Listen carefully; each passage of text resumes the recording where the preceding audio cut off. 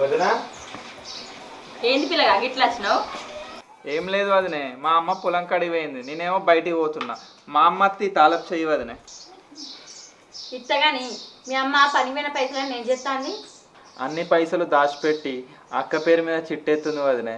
నెలకు ఎంత షిట్ ఎత్తాంది? 2000 ఎత్తుంది కానీ ఎందుకు? ఎందుకో కందుకు ఇన్నవా ఒక్కొక్కరు ఎంత సంపాదిస్తారో ఎంత ఎత్తారో. మా ఆయన ఓ బానుగా నీకు ఏడ పని లేదారా? మీ అమ్మ ఎంత సంపాదిస్తా నీకెందుకురా? అగో ఇప్పుడు నేనేమన్నా అన్న, వదిన అడిగింది చెప్పిన. నన్ను అన్నుడు సాతగాక ఇంటికి వచ్చిన వాళ్ళ మీద ఒర్రుడేంది? ఈ ఒర్రుడు నీ వల్లనేనే. అచ్చటోళ్ళతోటి పోయేటోళ్ళతోటి ముచ్చట పెట్టుడైనా లేకపోతే మొగనికి ఏమన్నా అన్నం పెట్టేది ఉన్నదా? వదినే అన్న కోపం మీద ఉన్నాడు, ఇక నేను పోయేస్తా. మా అమ్మకైతే తాలపు చెయ్యి. ఇత్తపో దా నువ్వు లోపలికి రా. ఒక పొడు